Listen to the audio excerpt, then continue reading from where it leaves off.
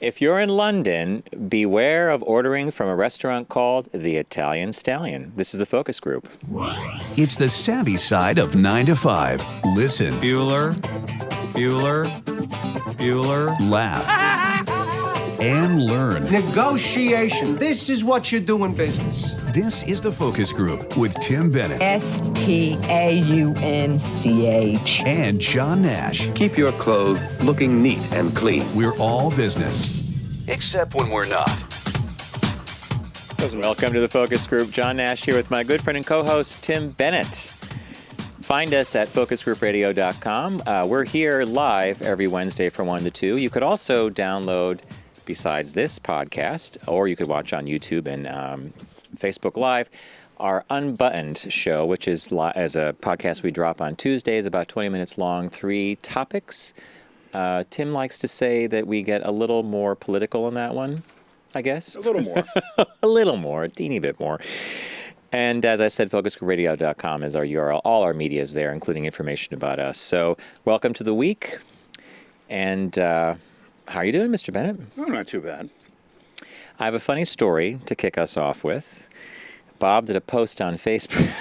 Bob did a post? So I'm sorry, I'm laughing. Why are you laughing already? Because he never posts. So Bob did a post on Facebook this past weekend. So he works for a big clothing manufacturing company called PVH, and Van Heusen's one of their brands, Calvin Klein, Speedo. Oh, I saw the post, I think. He looked damn good. Yes, they recruited staff of the company to be models for this Van Heusen white shirt campaign, and the idea was that there's a white shirt for everybody. Bob was cast. He was put in the slim column, which made him thrilled beyond belief. I'm slim. He's running around. I'm slim. Okay. I've got a stomach the size of a doll. It's going to explode if I have a wafer cookie, a waffle. He goes to the shoot. They do makeup and hair. The pictures came out great. He looks great. So then his company sent him a picture that he could post online with suggested text. Oh. So he sits and I'm outside doing something with my bike, fixing it or something. I come in, he goes, I want you to read something. So I go over and he's got the post all set. He's ready to post. And he's literally typed verbatim what they told him to say. So I said, Bob, you don't have to do that.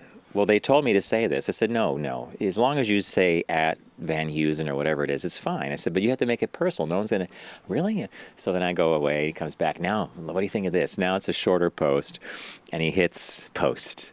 And he plays like he's not paying attention to the computer. 15 minutes go by. I said, do you think you have a like? I don't care. I don't know.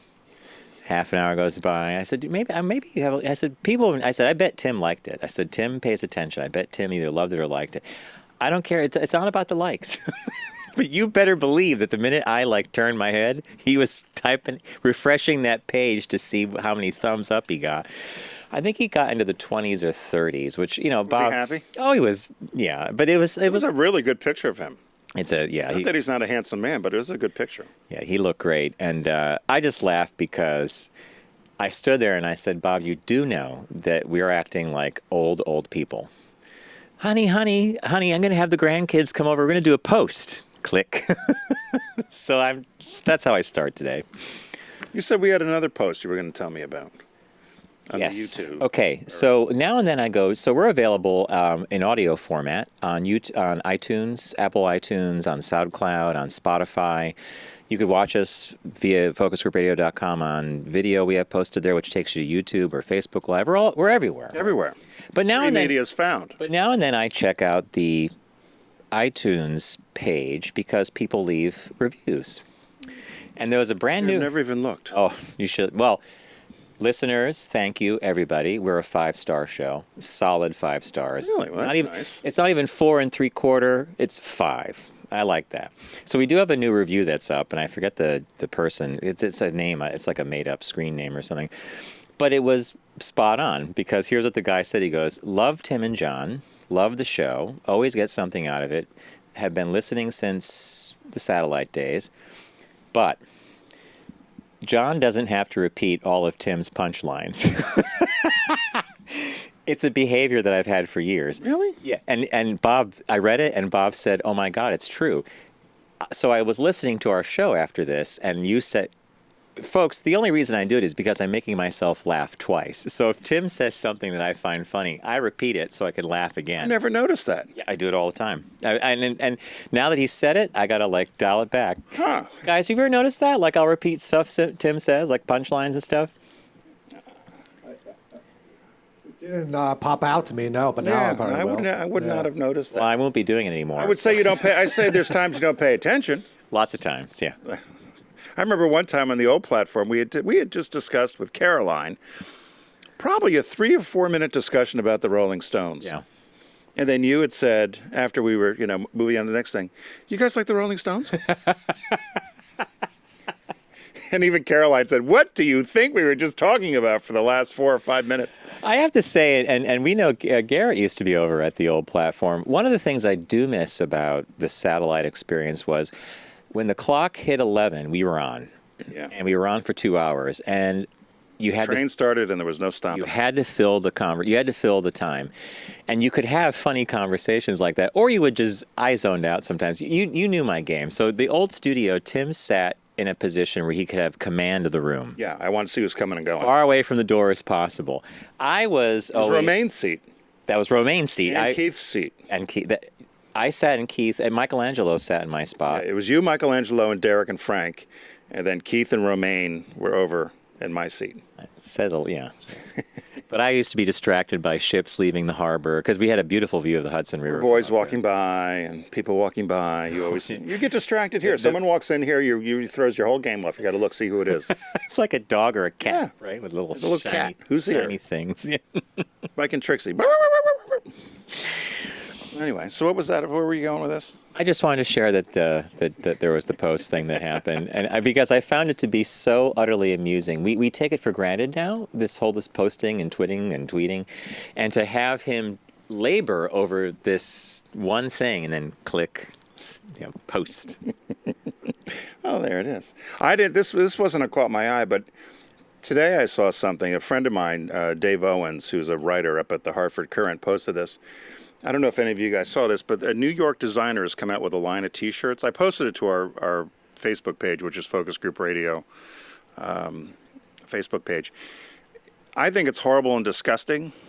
Oh, So he came out with a line of sweatshirts with bullet holes in them with the names of the different schools where the mass shootings were. So Sandy Hook, Virginia Tech, Columbine. hoodies Parkland. too. Hoodies. Yeah, And they had just had a fashion show the last I did see that on the few days ago. I don't know. No, I don't know. I mean, I do know. I just think I don't find anything good about that. Do you? I'll be a little contrarian and say something that's kind of interesting that I'm picking this up from others who There have we written go, this. there. So that was a big kerfuffle because Would you wear a Sandy Hook sweatshirt with bullet holes in it? no, I wouldn't. Any of you guys? No. But here's something that and by the way, in the booth we have Garrett and we have Steve and we have Robbie. Robbie. Is it Robbie Robbie or Bobby Robbie? I think it's interchangeable. Well, no, it's one or the other, right? Robbie Bobby. RB. I Robbie wrote Bobby. it down wrong. I'll remember that because my RB. Bob is Robert Barnes, so we have Robbie Bobby. A couple of years ago, an article came out by a photojournalist who was questioning, and I'm being serious now, he was questioning the reason why we never see actual photography of crime scenes, mass shootings, war zone pictures. And he said, when you think about the Vietnam War, there was one picture that was so emblematic of that conflict that was towards the end. It was that little girl running away from the naked little girl running from the village. And he had the opinion that if we actually saw the brutality and the remains, the carnage, perfect word, thank you, that's what I should have said, the carnage, we would think differently about these mass shootings because it would be more immediate and it would be visceral and it would be real. Instead, we'd never allow the photography, we don't say the person's name, and doing something like the hoodie is considered to be really, really off the charts and horrible, and yet it does spur conversation, and we should be talking about it. At least that's my thought. I'm not saying I would wear one, but I do applaud the fact that we don't let it slip away from public memory, that this was a horrible thing that happened. Yeah, I could understand the memory of it and of support if you wore one. I think having them have bullet holes in them is a step too far. Now that's a fascinating. So when they were, do you think that it came down to them designing the line and they put the names of the schools on and the locations, and at some point in the creative process, someone said, you know what, let's push it up to an 11 from a 10. Let's put bullet. That's a funny line. It's a Well, the next one would be let's make them bloodstained. agreed. If you're going to go, So if I'm going to do, I'm doing the school, I'm doing bullet holes. There was a mass massacre at these schools. Virginia Tech, whatever it is.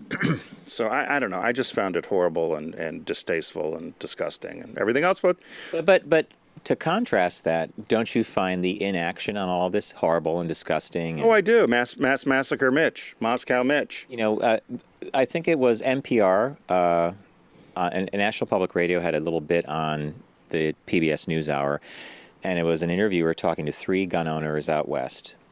All 3 of them are like, we need to do expanded background checks immediately. We all agree. I'm like, okay, they're all gun owners. Some of them have machine guns and assault rifles, but they're all like, we got to do this. And then it kind of got different after that in their perception of open carry, their positions on your right to bear arms, the whole bit. But there was common ground on a lot of sensible things in that interview. And so why does that happen?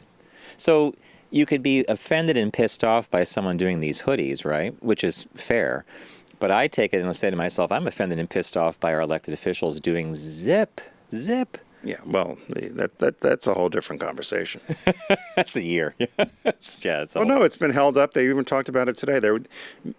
Mass massacre Mitch won't bring anything forward because he wants to make sure the president is on board with it, so he doesn't even want to pass the background check bill. So on that point, I've been thinking about that one too. And my first thought was, oh, okay, so he knows how the body politic works. He needs the votes on the floor. He needs the signature of the president.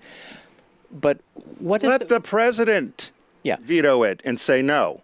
Exactly. If you've got all of Congress... But he doesn't want to put him in that position because he looks bad. That's right? called tough shit. Yeah. You're a leader. Make a decision. And I bet if you're going to veto it, then Trump, show us who you are.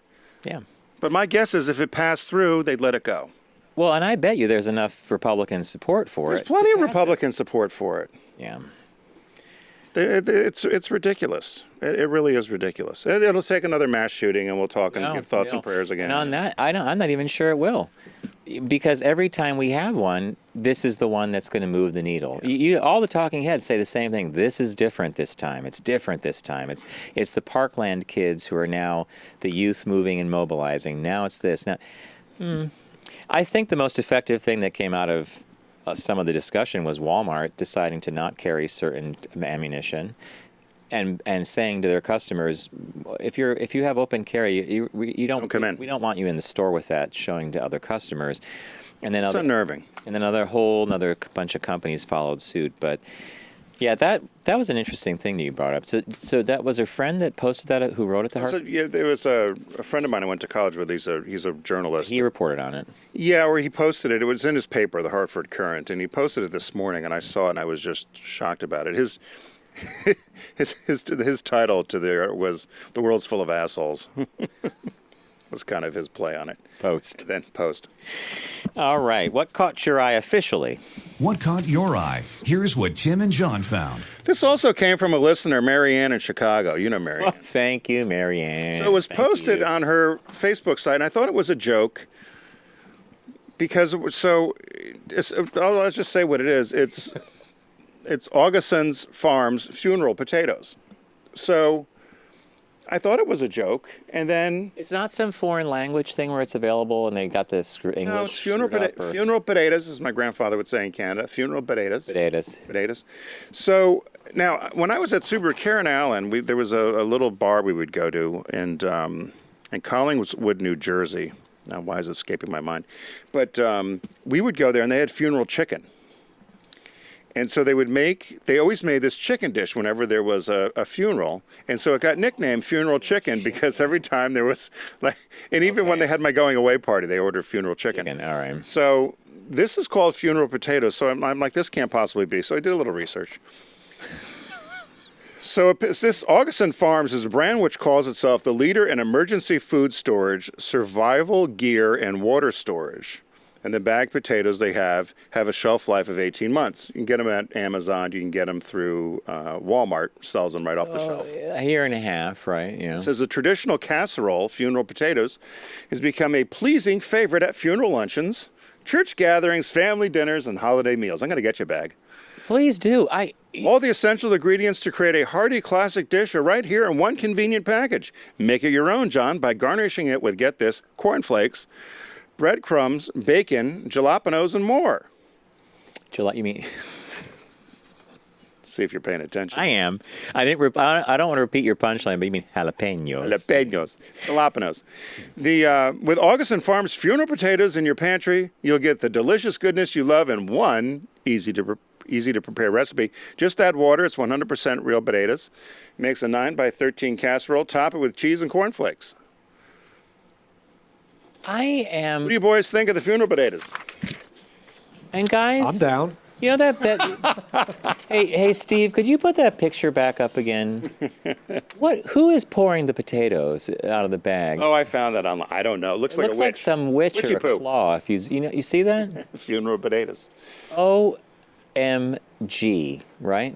So I thought this was, back when we were kids. What Oh, is that supposed to be death pouring Yeah, the? it's Okay, I got What was it. that? They were like those cards they would do, and they always made fun of ads and products, Mad Libs or Mad Cards or something. Those ad libs or mad libs. No, they were bubblegum card, wacky Oh, packs. wacky packs. Wacky packs. So I thought that was a wacky pack thing, funeral potatoes.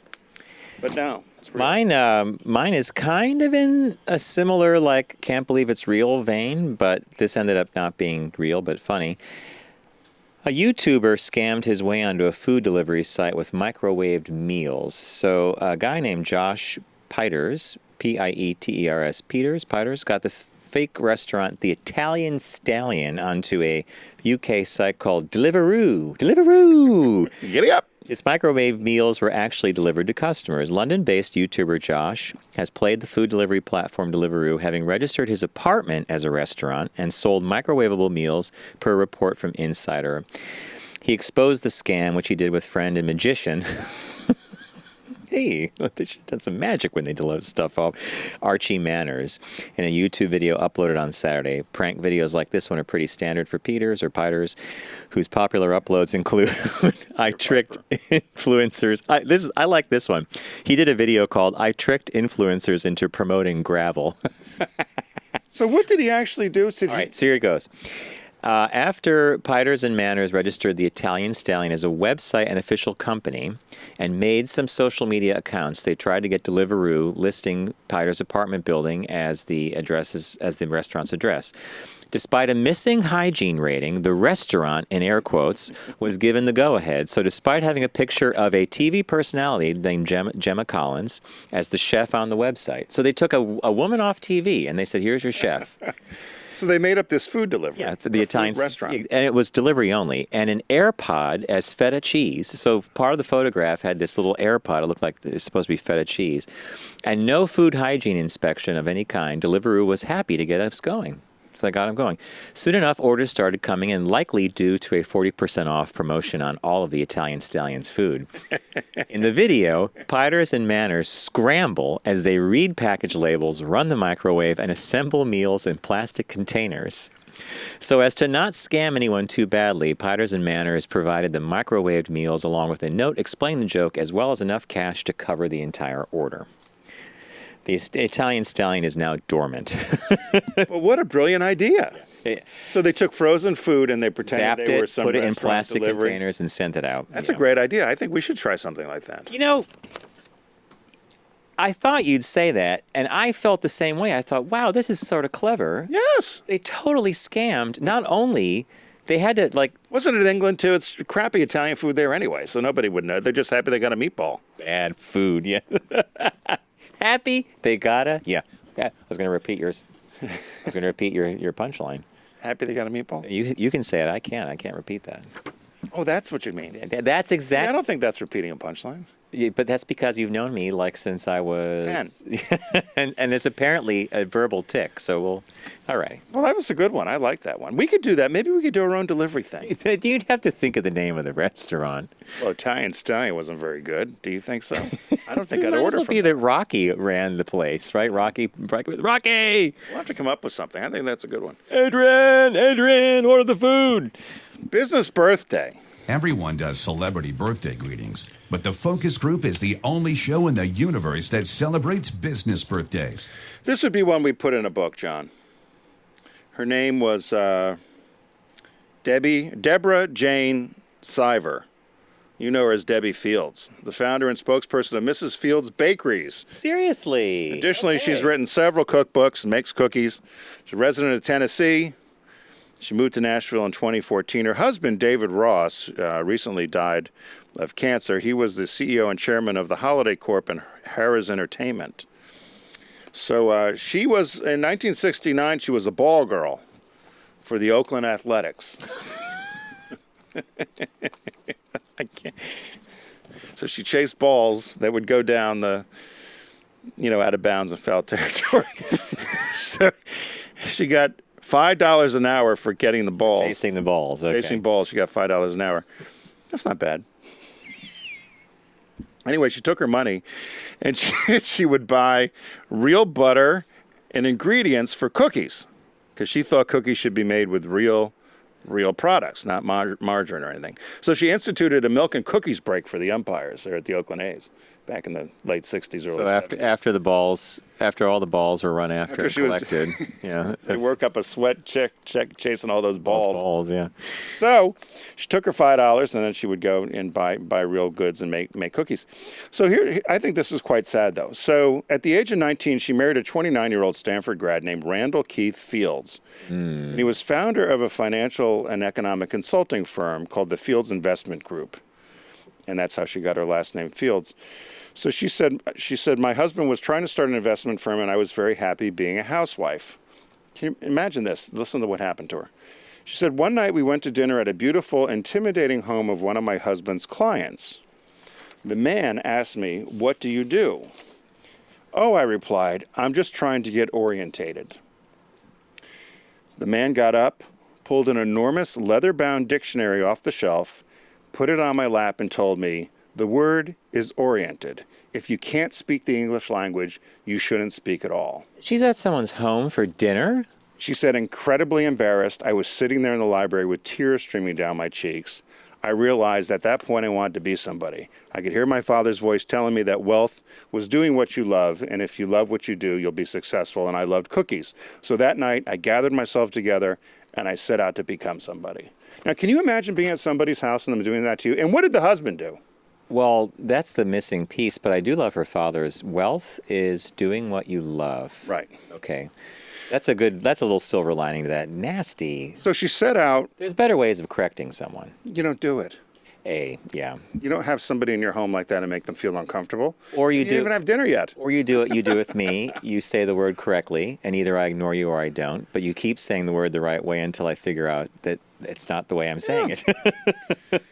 So then she actually has some good advice. She brought up the idea of going into this cookie business. Her whole family told her she was crazy. She went to bank after bank after bank with her business plan and her cookies. She said, they loved eating all my cookies, but they all said no.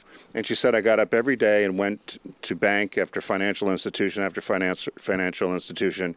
She said, finally I managed to get a loan. It was ridiculous 21% loan.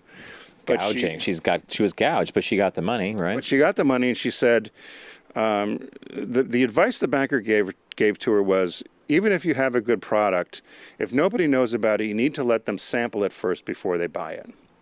And she said, and my personal tip here. So that's why if you ever go to see Mrs. Fields, and they're always out front holding them to try them.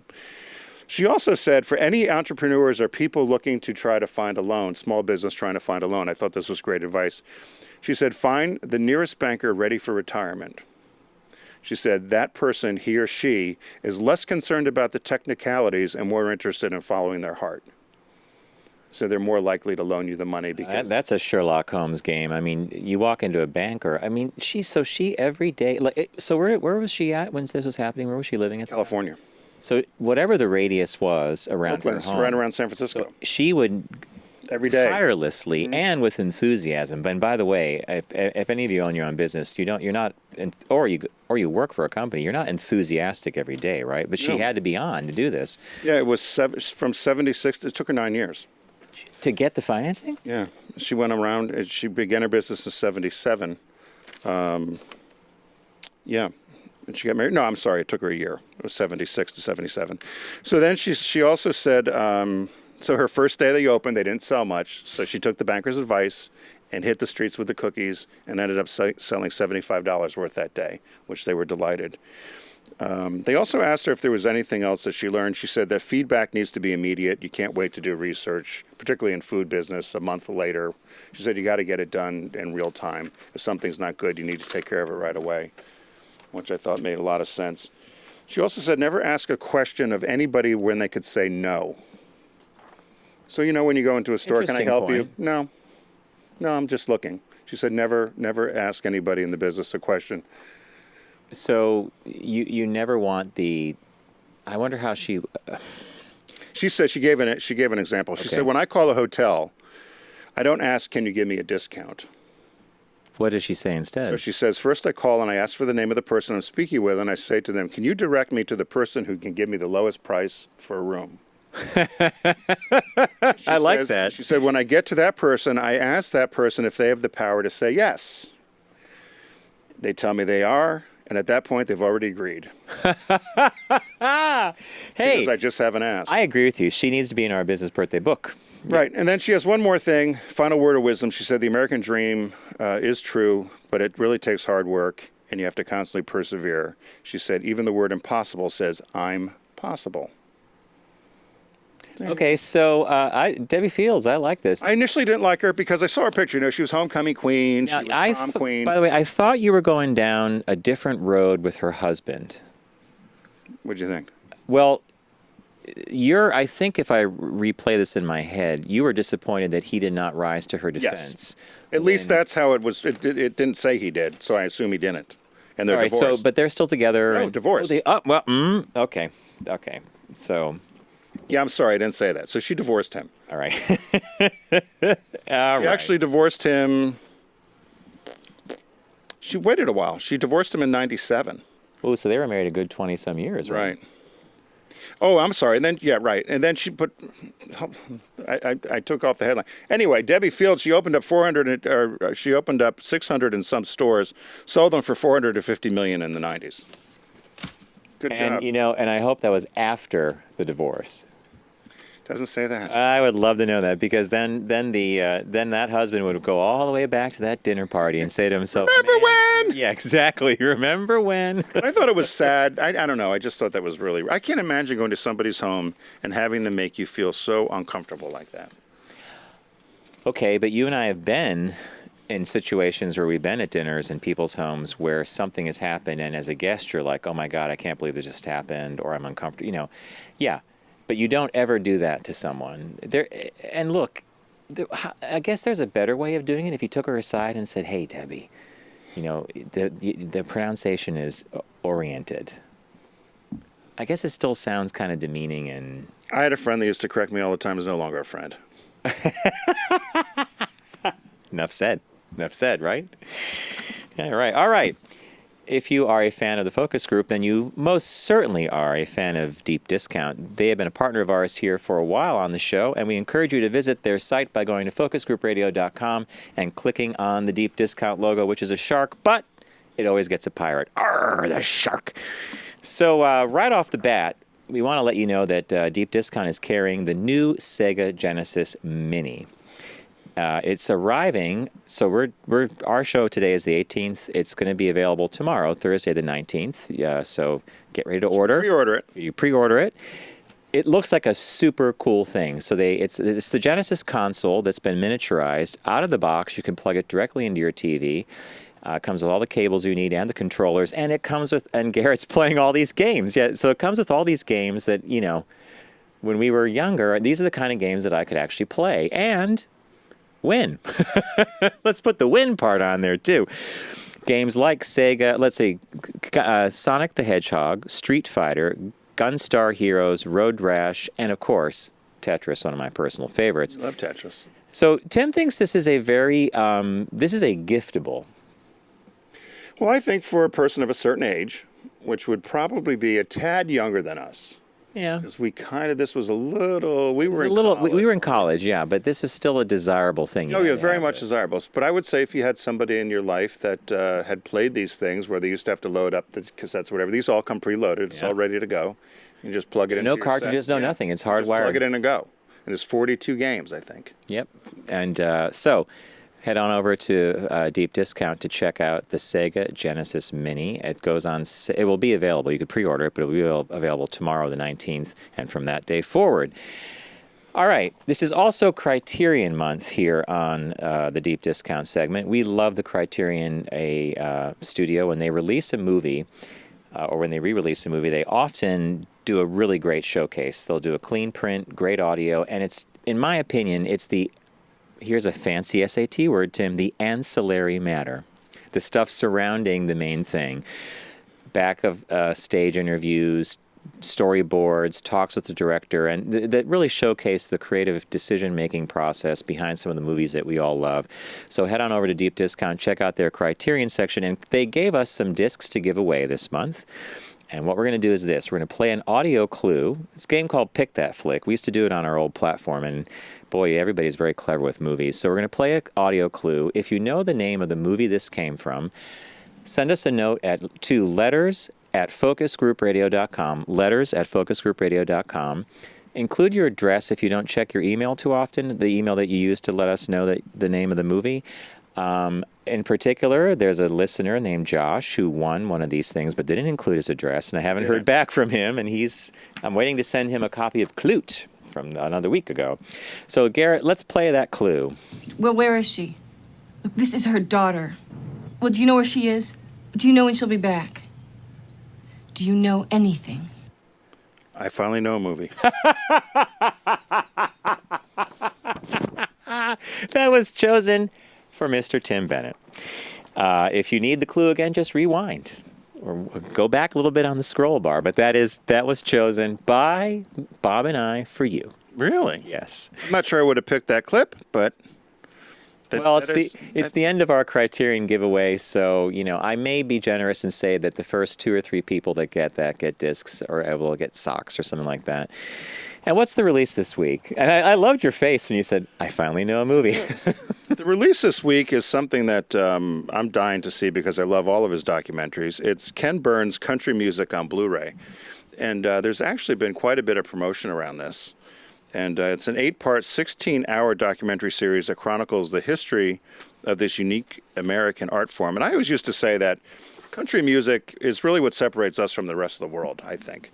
I mean, country music, you could probably say North American, because I know in Canada, country music Slightly is different. But it's also very popular there, and there's a number of country You a artists. fan?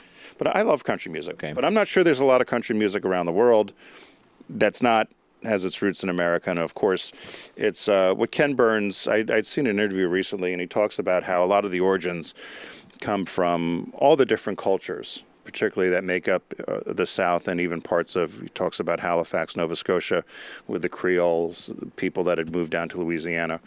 But So is his point that it's a uniquely American? It's a uniquely American art Music, form yeah. and music form, and it now is obviously has a worldwide appeal. But I always love country music. You're not a big fan? I'm a fan of some songs, but I'm definitely a huge fan of the Ken Burns storytelling style, so I'm going to want to watch country music. I remember in our old platform we used to do Shania Twain's "Man, I Feel Like a Woman," and you, Katie, and Shaq loved it, and I loved it. And she'd always play it a little longer, and you'd get irritated.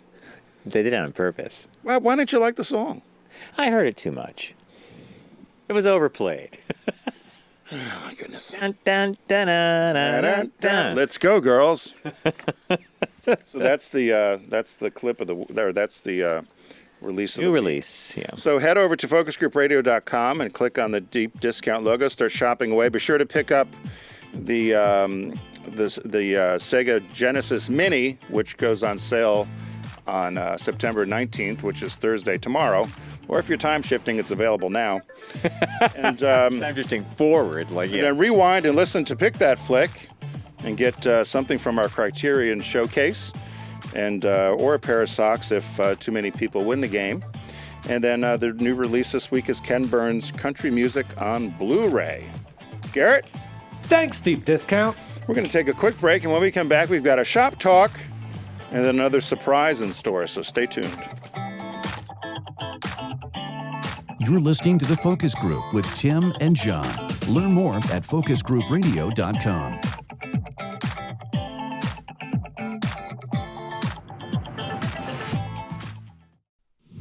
Focus on the savvy side of 9 to 5 with The Focus Group. Try, really try. Listen, laugh, and learn with Tim and John. I never try anything. I just do it.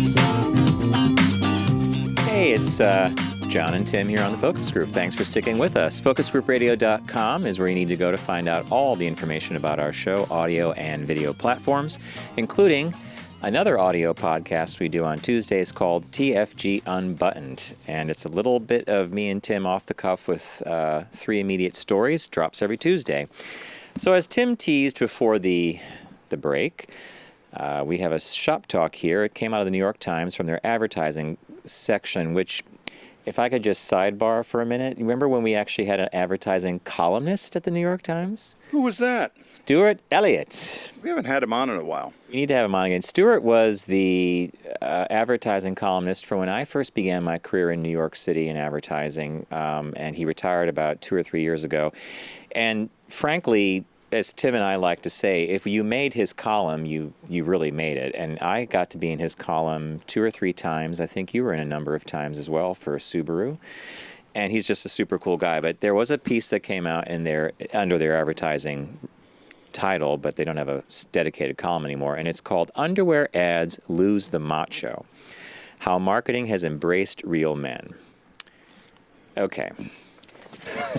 You know that I don't necessarily agree with that title by that little pregnant pause there, but so there's been a rash of TV ads coming out from a variety of brands, and they're featuring what the journalists called normal male bodies or normal men, and it's this whole trend about real versus the model kind of chiseled jaw, 6-pack kind of thing, especially when it comes to selling underwear. So, what did you think of this? Well, there you go. I wrote sex sells. Tim, look, I said no, sex and a hard body still sells. And I said, and then I also put, if you remember, although of course they're out of business now, but I think it's because of mail order, or it's because of the demise of a lot of brick and mortar and smaller online shops. International Mail, the catalog. Oh my God. Yeah. You knew you might buy that thong or buy that harness or whatever you're going to buy, and other than the 3 people in the world that would actually look good in that, made a hell of a lot of money. But they equate aspirational shopping. Right. They equate this with what's happened with women. Yes. And about not being so stereotypical about bodies and perfect bodies and poor self-image that particularly we've done. And advertising and marketing has done to affect a lot of women, which feel inferior if they don't meet a certain standard. Which I don't disagree with. I think with this men's thing, though, the one part I was really confused about, they said that there was a clothing company that was called Tomboy X. Tomboy, yeah. And it included #genderless and androgyny, and it was underwear for either gender. Well, unless it's a pair of boxers, can any of you boys wear ladies' panties? No. Because they don't fit. I won't admit to that. What's that? I said I won't admit to that. No, but you know what I mean. Women's and men's bodies are cut differently. So a pair of briefs that a man would read would be baggy on a woman, and women's underwear briefs on a man would. Even T-shirts. If I put on my girlfriend's T-shirt or something, it fits differently. Yeah, it's anatom. There's actual anatomical differences, and that's fine, but So I was a little confused by So- the genderless underwear that they said was a trend. So one paragraph here, the emphasis on men with ordinary bodies and others who didn't or don't fit tired stereotypes seems like progress for an industry that a decade ago featured a shirtless hunk scented with Old Spice. These days, more and more advertisers are telling men they don't need to be the buffest or most interesting man in the world, just themselves. And then another paragraph says the Dollar Shave Club echoed the theme with a commercial that showed one man playing video games on the toilet and another shaving his legs while in full makeup to a soundtrack of Steve Lawrence crooning "I Gotta Be Me." So at this point in the article, and there's probably about 7 or 8 more paragraphs to go before the end, I actually just kind of cocked my head and I thought, wait a minute. And this is before I got to the part that I bet you even looked at too. Are they selling to me? Because I don't necessarily, and I don't want to be anything other than saying I don't necessarily relate to either of those guys they depicted playing video games on the toilet or shaving my legs in full makeup saying I gotta be me. Later in the article, which I think was an interesting place for it to fall, did you do the same thing towards the end of the article? A marketing consultant struck a note of skepticism to describe message-heavy campaigns. And she says this, it's virtue hustling, and it's woke washing. Boy, she's got that down. She said in an interview, and it's trendy. Advertising has been so mired in stereotypes and tropes about men and women that anything that looks like reality is celebrated right now. And then she said, some observers said that the new style and ads for men's products might not really be intended for a male audience. I bet it's women, said Lisa Wade, a sociologist specializing in gender at Occidental College, who noted that women do much of the spending on such products. That, to me, was really... That kind of takes the whole front end of the article about, is this a trend that's changing and happening? And it... But I would think women want their men to look nice, too, right? It's the whole reason Calvin Klein was successful. Yeah. The Calvin Klein underwear ad, and what was it, Marky Mark with his crotch holding the whole thing. But I don't know. I think we've gone, this is the old curmudgeon in me probably, but I think we've gone too far in some of this stuff of trying to be all things to all people, and you end up with mush. Well, in this case, I think it's kind of a weird thing to start off by saying there's a new trend in selling men's underwear, and it's using real people and real bodies. And then to be at the end of the article to realize... I think this is the truth. I think that someone did research and said if 80% of the women are buying their husband's underwear, then those ads are appealing to the women and not to the men. So that really has nothing to do with men's underwear shift. It just means that they're now recognizing who the purchaser is and they're crafting the message for So do you think the women were attracted to those frumpy guys then? I could imagine if you and I were in an ad agency and you were account manager, or creative director, or you're CMO and I'm creative guy. We got numbers here that say women are buying this stuff. Well, hey, women don't. Women know that these guys aren't real. I don't know. It's a weird one. I'm so, Bob's company just did a photo shoot for Nike is launching underwear, like a men's underwear. Nike underwear? And he said that they... when I come to think of it, I wonder why it's taken them so long. Interesting thing, right? Taken. Like Judge Judy. The word's take. Taken. Tooken. Tooken. I took in the car down to the gas station. Write that down. It's going to be in our dictionary. You got to run out of paper there. So, so what were we talking about? So Bob's company was doing Nike underwear. He said that they cast he saw the casting. He said the lobby was filled with like a lot of young guys, but they weren't just models; they were physique models. Like, so that he saw the final packaging recently. Obviously, they don't show a head, but he said that if it's showing a pair of like boxer briefs, he said the legs on this one guy, they had to actually airbrush out some of the hard edge shadows that the muscles were causing because you could see it's almost like an anatomy book. And he said, why would they do that? I said, that's aspirational. Nike is about athleticism and performance, and you're showing a body that's almost not even real, but you can attain it. Do they have to airbrush out the units? Oh, he said they spend a great deal of time doing that. Yeah, they make that smooth. They just leave it. They have on occasion. He said some things have gotten through, but the Sears catalog used to let them through. People get upset about the. Some people do, yeah. It's kind of crazy when you think about it, right? It's Well, I guess you're not going to show women's No, ch- no, you chest wouldn't, either with no. her yeah, in case it was cold out. yeah. Would you? I don't know. I don't have a problem with it. Do you have a problem with it? No, You buy underwear based on the package, or do you buy just a specific type of underwear? great question. So no, I'm not influenced by the package; it's by the fit. And once I have a brand that I like, That's it. and then when they change, and they do that sometimes, they'll change the material, or they'll change the band, or there'll be a slight change in the tailoring. Then you got to do the whole process all over again. Totally random on this one. I took a yoga class last week, and it's mixed. It was about 20 people in the room, and 2 or 3 of the guys come in and they set up their mats, and then they took their shirts off. And I actually just thought about it Was for a it minute. hot yoga? No, not at all. It's an air-conditioned studio. It wasn't hot, and I just thought, you know what? I don't think that should be allowed. Why? Women can't do it. Women can in New York. I think you're allowed to be topless in New York. I doubt at the gym I go to they would have allowed that to happen. But the guys can do it like that. Just take off your shirts. And no one says a word. And I'm thinking to myself, if I were a woman, I'd be a little bit pissed about that.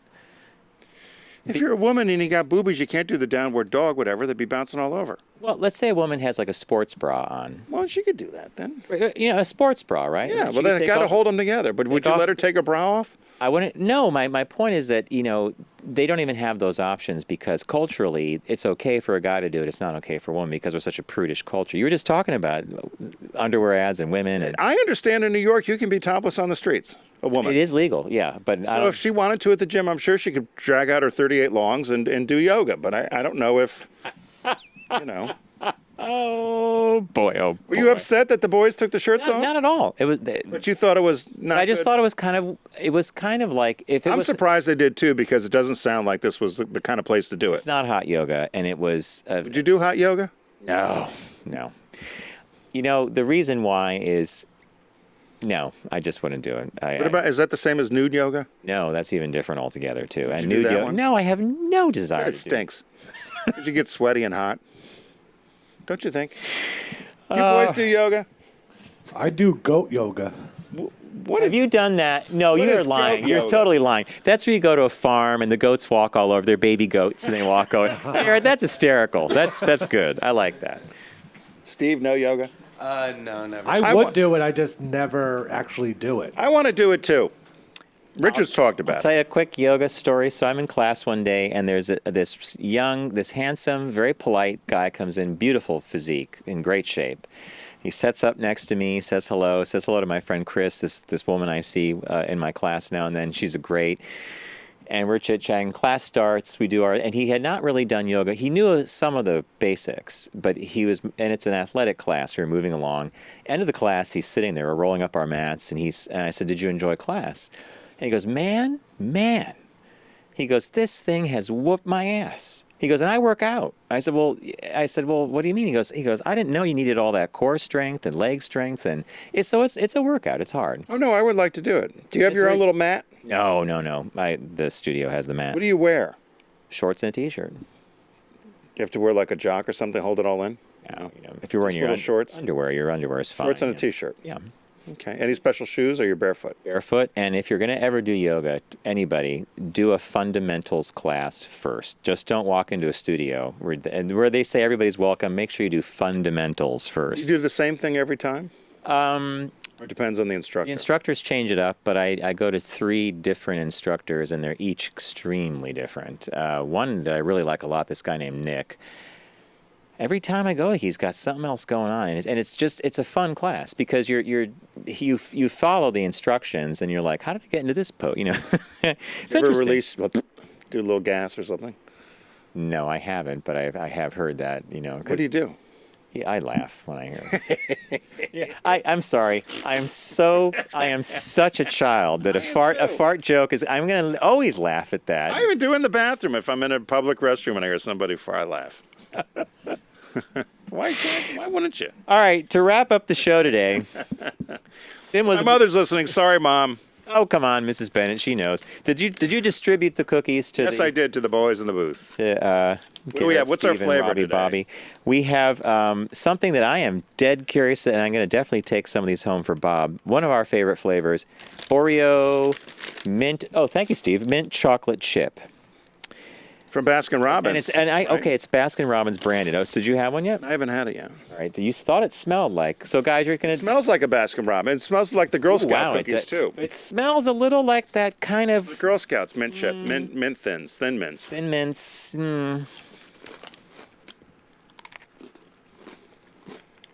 We're all tasting our Baskin Robbins mint chip Oreo cookie with a chocolate cookie and a mint cream Well, inside. if anybody, as you all know on the show, we do have a scientist on board in the control booth. That's Garrett, our Oreographer. Sometimes we say Oreologist, but he's an Oreographer, a mapper of flavor, a mapper of Oreos.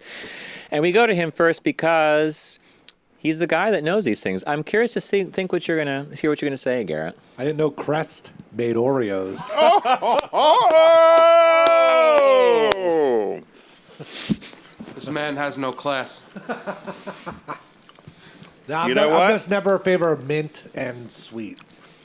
Garrett, we really should let Steve and Garrett take the show over one day, and we'll go push buttons. Well, it'd be a mess. Well, that's the fun of it, right? I mean, the camera's doing something. The minute he says this, though, that's why the minute it's polarized now. It's like it's the toothpaste mint, right? Yeah, now I can't eat it. It's disgusting. You're right. It does taste like toothpaste. Let's let everyone else decide. Steve, what'd you think?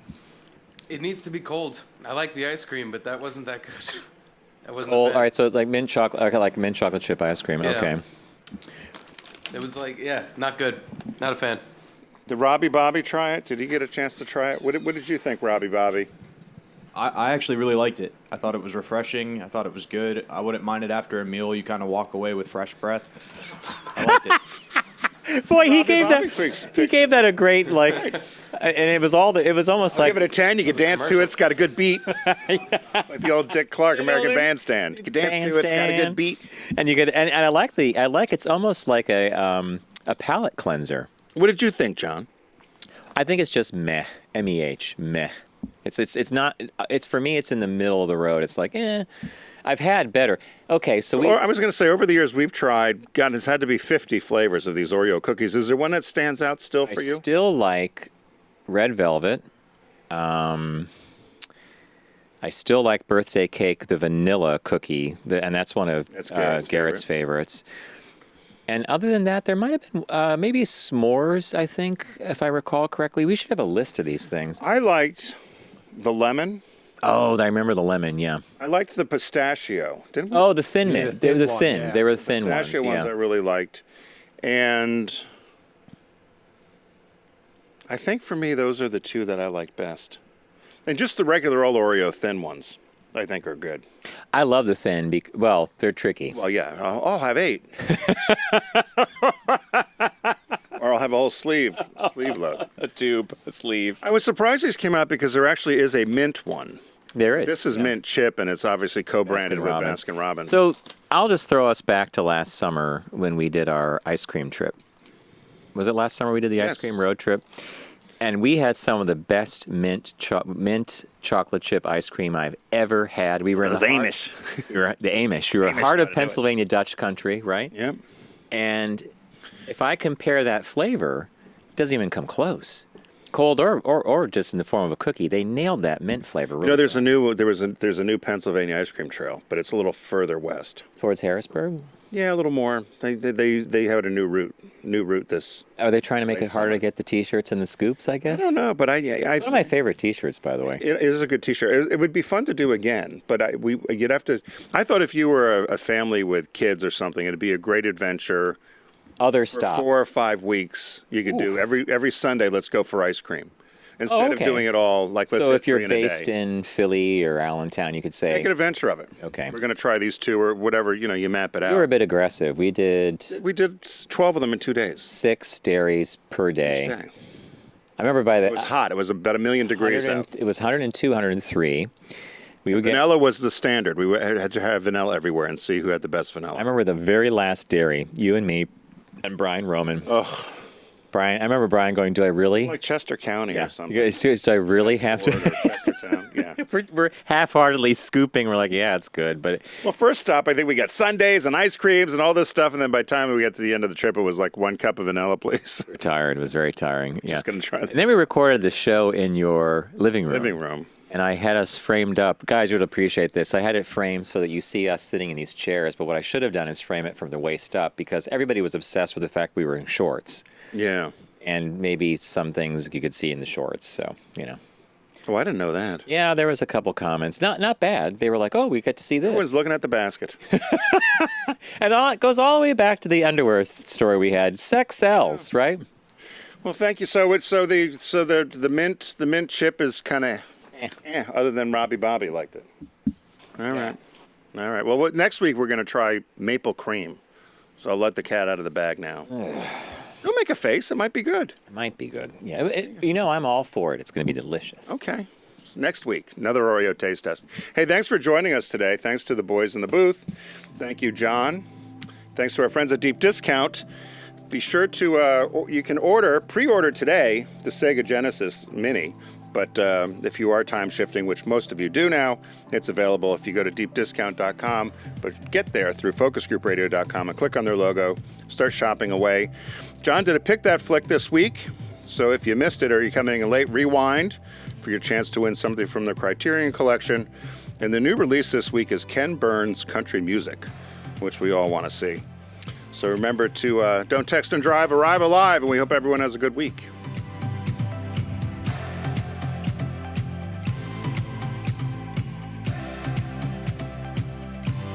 It's The Focus Group with Tim Bennett and John Nash. Accessible on all platforms. Subscribe, like, and rate us on your platform of choice. Learn more at focusgroupradio.com. That was a stunning focus group.